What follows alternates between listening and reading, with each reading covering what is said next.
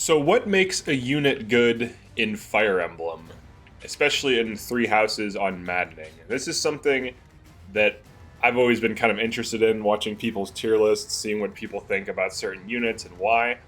And one thing that I've learned throughout doing limited Maddening runs, where the only thing I can do is rest in Seminar, and more recently, the only thing I can do is skip and in some cases rest, is that pretty much every unit is viable.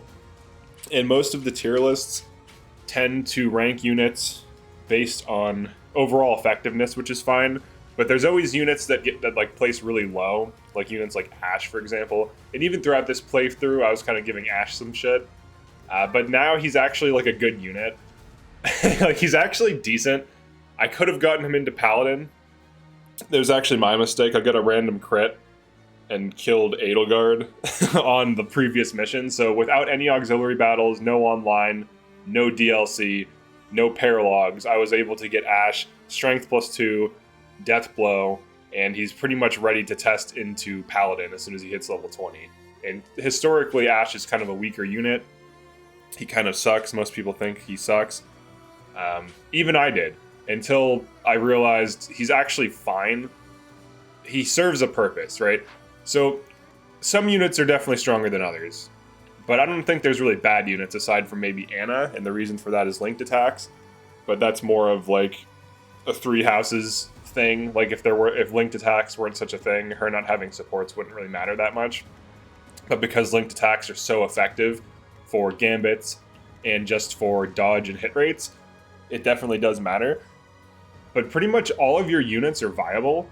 So like, all right, so there's two main arguments that I was exposed to recently for tiering. One of them was, this is Adam from FED's argument for like at least his most recent tier list, was, does it make maddening easier? And that's kind of a good criteria to judge these units on. Like, does this unit make the game harder or easier? Because obviously if it makes it easier, they're more effective, and if they're more effective, you can win battles without thinking or planning as much.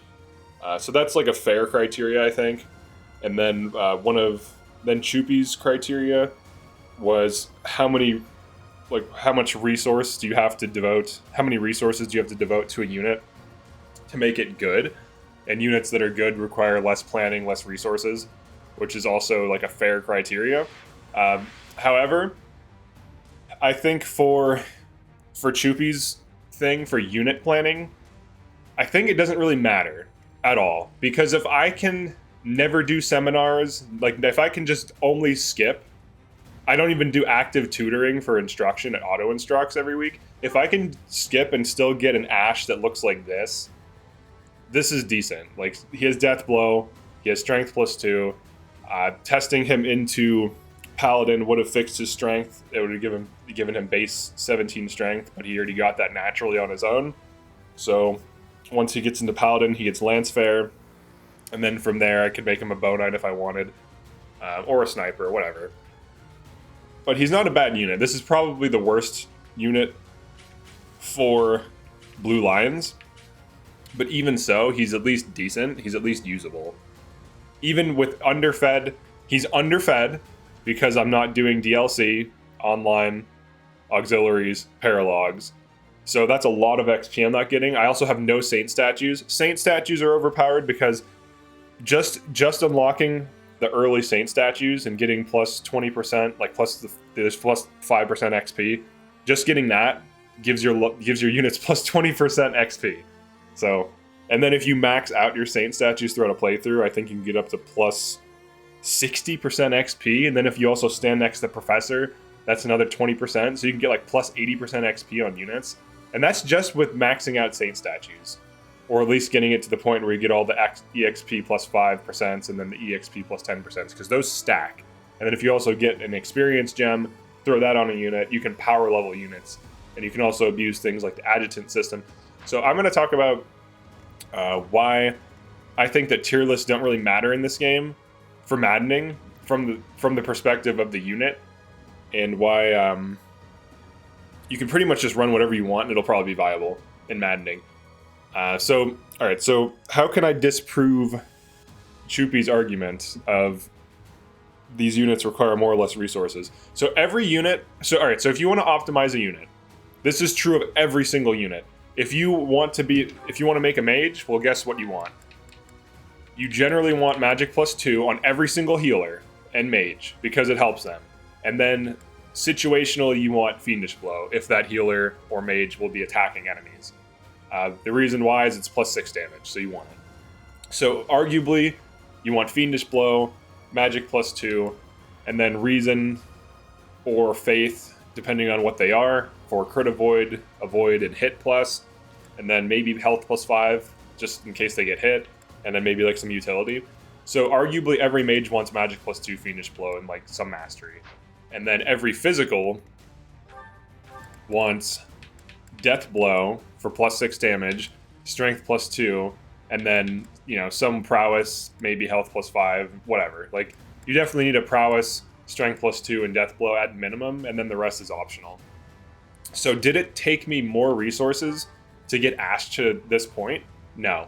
Because every single time I was doing any kind of farm for mastery, for XP, whatever, and this is in mainline missions only that I found all these farms, he was just one of 5 units participating in some kind of grind. And if you look at most runs, like even like Rengor 1997's Zero Growth's 3 Houses Maddening runs, he abuses the fuck out of auxiliaries for masteries to get his units' masteries up. And he also uses base stats to, like the base stats of classes to boost his units up, because even if you don't level up and gain XP, when you test into advanced and then master classes, you get pretty good base stats that are viable in Maddening. So even without level ups, that's basically how you beat it, if you're wondering. So even without good level ups, you can fix units. Even without a good unit base, like a good passive or good growths, you can fix a unit. Because of base stats, because of Death Blow and Fiendish Blow, because of Magic +2 and Strength +2, because of prowesses, because of linked attacks, combat arts, battalions and battalion stat bonuses. There's so many ways to fix a bad unit, and there's so many resources. The other thing too about the resources argument is even on a limited run where you think money might be tight, like, you know, no money from auxiliaries, no money from paralogs, none of that crap, there's still an abundance of money from the storehouse.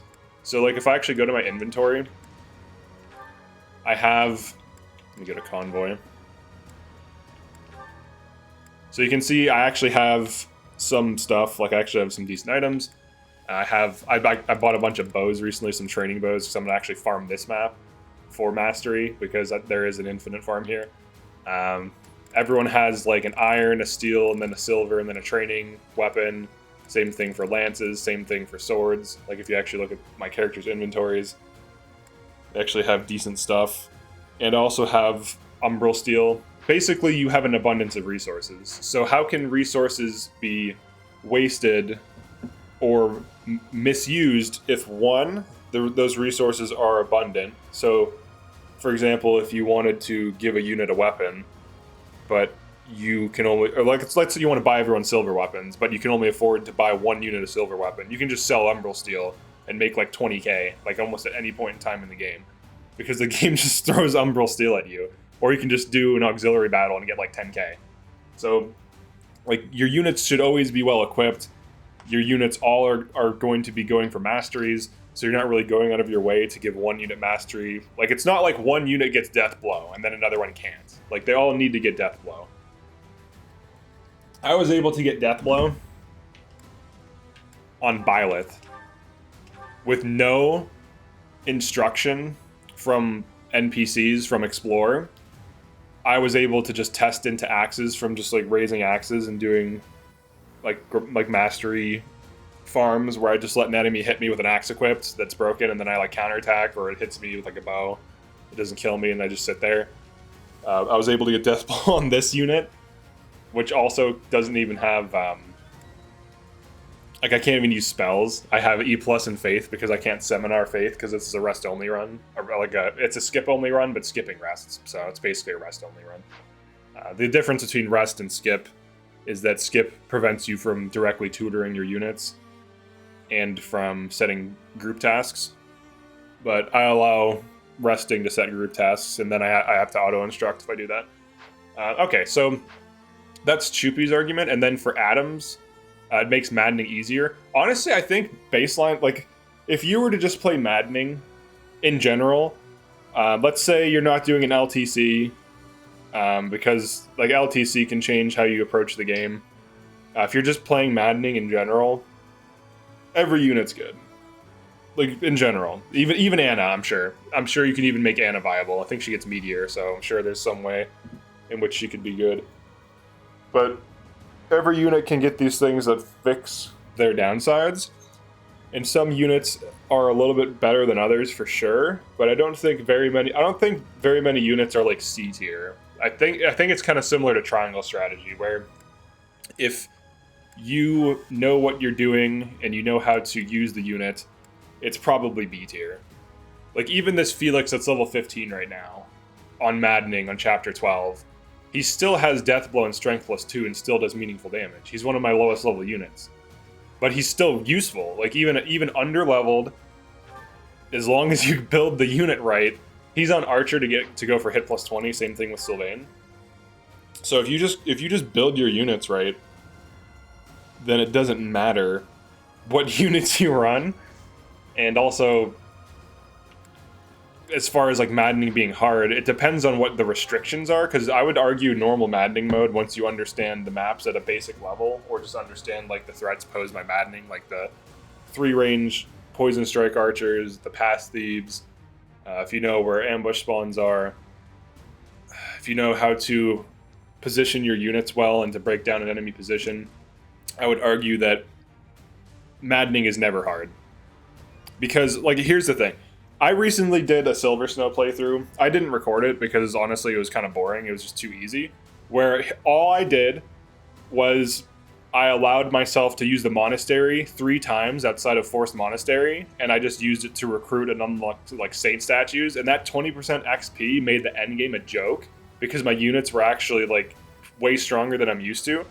Because in these limited runs that I do, where I do Seminar and Rest Only, or Skip and Rest Only, I'm used to units that suck, that can't one round at all, and just having 20% plus 20% XP with basically the same conditions as a Seminar Rest Only run allowed me, and this is with no auxiliaries or paralogs too, just that 20% XP from the Saint statues made the game super easy, and it was like a lap, it was like a breeze. It was so easy, it was boring, and I stopped playing. I'm on the final chapter, and it's just like, why bother? It's just so easy. for a Silver Snow run, where I basically Seminar and Rested Only, aside from 3 extra monasteries, to unlock blacksmithing, to recruit 1 or 2 units, and then to do Saint statues, and that's it. Just 3 monasteries is enough to break this game on Maddening, running all in-house units for a particular run. And Silver Snow isn't even the hardest run. I would say Blue Lines is by far, because of the final chapter. The final chapter is pretty crazy. But under intense scrutiny, you can take almost any unit and make it good. So it can't be below B tier, right? Because it's viable, it works.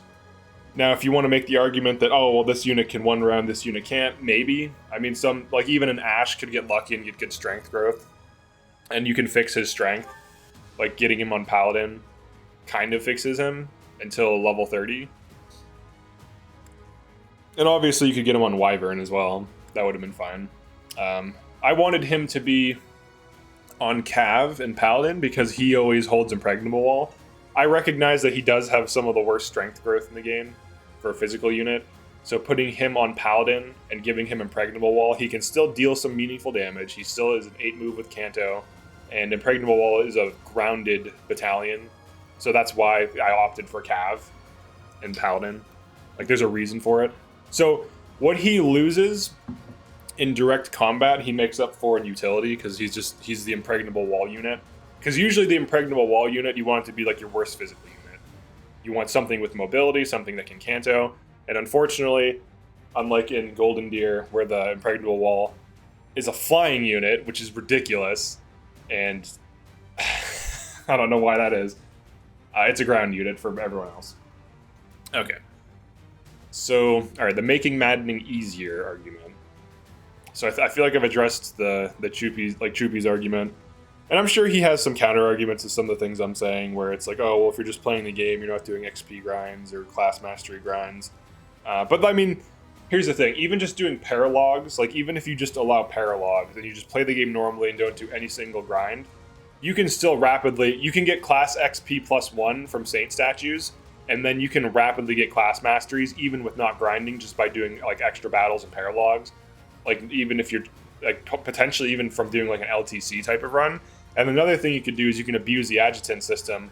So let's say you have a unit that needs to get masteries, you throw the knowledge gem on them, adjutant them to a healer, and then healers generally are going to be healing every single turn. So that's, you know, every battle, that's 10 to 20 combats, even on like some fast run that, assuming you're not warping and killing the boss instantly, that's probably 10 to 20 combats with class EXP +1 and a knowledge gem, which is easy to get. You just need to beat Oil and Water or Chapter 11 and save all the crest stones. That's 40 to 80 mastery a map. You need 100 mastery for Deathblow. You do not need to go out of your way to get these things under normal circumstances. So that would be my counter argument to some, like, oh, well, you have to grind so much. You really don't. You really don't. Okay. And then for Adam's argument for it makes maddening easier, I think it depends on how you approach maddening. I think for me at this point, maddening is kind of easy. In general, like if I just allow auxiliary battles or paralogs or monastery, maddening is too easy. Just from allowing monastery, maddening becomes too easy for me on any house because I know how to min-max it. You just get the EXP from the statues. You get class mastery from statues, and you get EXP bonuses from statues, and the game becomes too easy. And then if you add other things too, like if you add in online, that just gives you free level ups. Like, you know, on the map, there's just like golden orbs. You just stand on them, and then just gives you a level up randomly. Gives you free items. That's broken. The DLC, if you use the DLC items, that breaks maddening. If you use the chalice at the beginning, that breaks. Like, so many things break maddening effortlessly. I'm starting to develop the opinion that maddening is actually easy, and that once you play it a few times and get used to it, like, it just becomes way too easy. Because if you just run flyers, and then like if you just run like Gremories and Wyvern Lords and Falcon Knights, the game becomes really stupidly easy in general. And there's also certain builds that are extremely broken, and most people have access to some kind of build that's really broken. I'm sure you can even make Ash like into something crazy. I haven't particularly used Ash often, or like I haven't used him much, but I'm sure you could do something with him that's crazy. Now obviously his lockpick ability doesn't really lend itself well to some broken thing, but you could always just throw him on like Wyvern and he would be fine, or Paladin and he would be fine. So the making the game easier thing, I don't even know if tier lists matter in this game. I think that's kind of like the point of this video, because I think I even made a tier list video, but like the more I play maddening under intense scrutiny, the less I think it matters what units you run and what you do, as long as you understand the fundamentals, like which classes, as long as you know which classes are good and that you need Deathblow, Fiendish Blow, Strength, and Magic +2, you'll do fine. With under-leveled units, with scarce resources, like these units, I don't have a single level 30 or anything by now. Some of these units are like super under-leveled. I just got Seteth. These units easily beat the previous chapter to the point where I was able to farm it and turn it into a joke. These units. An Enlightened One Byleth, Paladin Dimitri, an Archer Sylvain, Bishop, a Cav, Warlock, a Mage, Pegasus Knight. She was actually on... She wasn't on Pegasus Knight in the previous mission, so that I could test her into Paladin to fix her strength, which I did do. I wanted her to get horse XP from being on a horse, and then I got her into Paladin to fix in-house Ingrid's strength. She now has a base of 17 strength, and then with +2 and Deathblow, she actually does good damage. And then I always run Lance of Ruin on her because she has a crest. So... And she also gets Frozen Lance. So endgame, she can use this to kill huge threats, and then she can use Frozen Lance, and she's pretty good. So even an in-house Ingrid with scarce resources, under-leveled, I can make good. So that kind of... And then you can put this battalion on her to increase her damage even more and increase her hit. So now she actually... So she is +5 from this, +6 from this, +2 from that. So, you know, +13 damage just for existing. Base strength is increased. And once she gets Darting Blow, she'll be able to double fairly reliably. And then outside of that, once she gets on Falcon Knight, because that's what she's going to stay on, she's going to have Lance Fair. So she'll be a pretty good unit. Like, there's really no downside to running her. I mean, it is in-house Ingrid, which people say sucks, but honestly, she doesn't. Honestly, I think people are wrong about her sucking, because she's good. Like, you just have to fix her strength, and then she's a good unit. She's just a, you know, flyer. So she tends to have fast, you know, high speed, which is a problem a lot of these units have. She has the highest speed on my team, and once she gets into Falcon Knight, it gets even higher. And I don't know about you, but doubling is possible with high speed and Darting Blow, and that's kind of a good thing. So I think people undervalue speed in some cases. I'm curious what Ash's speed is. This is okay. He tends to be more dex-based for whatever reason, which dex does... Each point of dex is 1 accuracy, so having like 10 more dex in another unit is basically like +10 hit, which does matter. So there's a reason... If you can get him strength, he's good with bows. Like, that's like the main thing. So... Okay, so the making maddening easier thing, I mean, that's an okay criteria. The resources thing, I don't think the resources thing holds up. Like, you could argue like raw unit strength and what it brings to the table to tier these units, but honestly, I think if you understand the fundamentals of how to build a unit, every unit's fine. Every unit's at least a B tier, and that the reason for that is every unit can get Death Blow, every unit can get Fiendish Blow, every unit can contribute enough that it's not a hindrance and that you're not like babying it. Like, these are under-leveled units, and these perform just fine in Maddening. So if these can perform just fine in Maddening under intense scrutiny with limited access to training, with limited access to... Like, I don't even have forged weapons.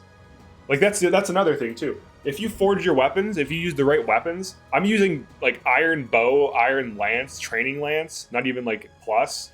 Like, stock unforged weapons, under-leveled units... No auxiliaries or paralogs to do mastery farms, and I can get these units to these stats, then there's no way... I don't even think a unit's bad. Like, there's no way. Because if you do auxiliaries and paralogs, you can min-max the shit out of a unit. You can get a Death Blow, Darting Blow, hit +20 on all your females, even if they're not going to be a flyer. Like, if they're just going to be, like, even as a joke, like a Swordmaster or something stupid. You could get them all that shit, and they would be ridiculous. Like, hit +20, Death Blow, Darting Blow. Like, you hit really hard. You double a lot of things if you have a high speed on top of the Darting Blow. And then you have hit +20. Like, and then for mages, especially if you allow DLC, every single mage is good because you can get them Valkyrie, which gets them hit +30 with magic. And then you can get Fiendish. And, you know, you can get range +1 eventually, but you could actually just stay on Valkyrie and just, you know, have the constant range +1 Canto. You can equip Thyrsus. Thyrsus completely breaks... Just Thyrsus breaks the game. You can make everyone a mage and just trade Thyrsus around, and that breaks the game. Because everyone's now 3 range plus or whatever. Or what is it, 4 range? Because it's +3 range. So, there's so many ways to break the game that... Yes, it's true that some units are better than others because of their growths, because of their, like, passives, whatever. However, like, I know a lot of people swear by Felix and think he's the best unit ever. This run, he was okay, but I've had so many blue line runs where I give him just as much XP, he's the same level as all my other units, and he just gets, like, bad stats, or he just, like, kind of falls off because he can't double reliably.